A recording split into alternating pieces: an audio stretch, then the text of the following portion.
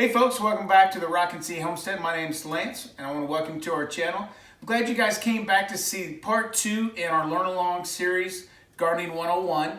Last week we talked about planning, or at least how we planned for our garden, what we were going to plant, how we were going to plant it, where we were going to plant it.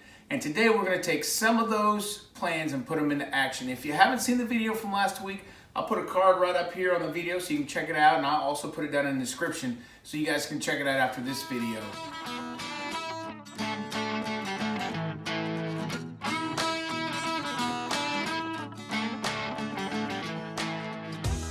Like I was saying last week, we decided on what we were going to plant. So just to recap that a little bit, we decided that we were going to plant some broccoli, some lettuce, some onions, some cherry tomatoes, carrots, and some peppers, some bell peppers and maybe some banana peppers. With that, trying to find out where to purchase the seeds. You can find them anywhere. You can find them locally. You can find them at Walmart, big box store, your ag store, your local feed and seed. You can even go online, or we went to several different places online. Where we ended up getting most of the seeds was at the Baker Creek, and we also got about half and half Baker Creek and in my gardener. And we've ordered them. They should be here sometime this next week, hopefully. So then we can get the things that need to be planted next weekend. We can get them planted next weekend. So this year we really wanted to plant our vegetables from seedlings and not buy plant starts. At least try not to as much as possible. So the first thing that we did to kind of figure out what timing is best for this, because 101 here, we're new to it. So we had to try to figure out, what's the best time to plant seedlings to make sure that they're ready to transition outside.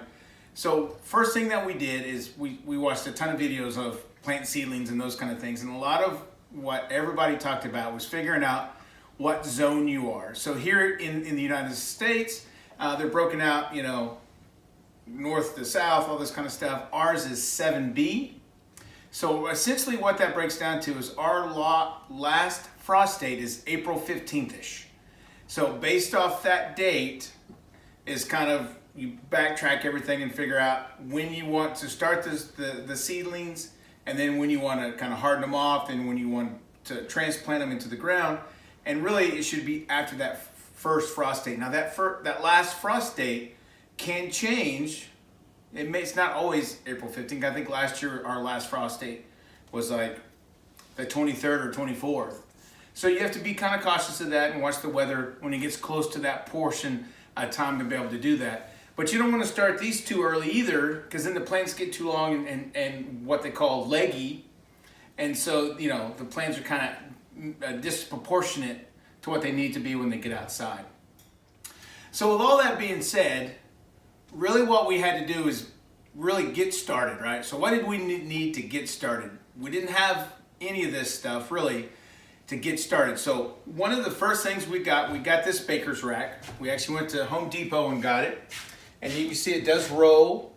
And the reason why we got a rolling one, and you had to buy the wheel separately, but the main reason is, we can have it here by the window, or if we want to on a nice sunny day come April or into March, we can roll it outside and let it get some sunshine and let them kind of harden up a little bit before we have to transplant them. So, plus it's easy to move around the house if we want to put it in a room. If we have company are coming, we have to kind of move some things around. It's easy, movable, kind of a movable garden, so to speak. So, with that, then you need some grow lights. So I just went on Amazon. And of course, we'll put links down in our description. Please go down and check them out. We'd love to see you purchase something from our Amazon. We don't make a lot of money from it, but we'll get a few pennies. We'll appreciate it. But essentially, what we did is I just went and got some grow lights, and this came in a 2-pack. You can hook them up. You can hook them up in chains. You can hook them up separately. They were fairly inexpensive. I mean, you can spend a lot of money on grow lights. Like some of the people spend thousands on them when they're doing big hydroponic kind of growing stuff. We're not at that level. We just have a couple trays here. And speaking of the trays, another thing we have here is we have one of these little black trays, and we're going to start kind of putting our seeds in these little pots. We've seen it where you can start them in little ones or in like the little solo cups, the red solo cups. This came with like 18. So at the beginning, this will probably work. We'll probably do some in solo cups, but we didn't want to have to transplant into too many different containers. If you start too small, then they get bigger, then you have to transplant them, then you have to transplant those, and you have to transplant those. This is the room we have that we're working with. So, you know, if we can keep it in here and then transplant it from here out to the garden, that's kind of what we're hoping to do. So we'll see how that works out. And then of course, to help bind everything together, got some good zip ties. Always something good to have around the homestead. But to put into these little pots, what you have is we just got some good potting soil. This is Scott's brand, but you want it, you know, nice and loose, and just a good potting soil. And of course, if you're interested in the total organic thing, of course, you're gonna have to look for organic soil and then fertilization and those type of situations.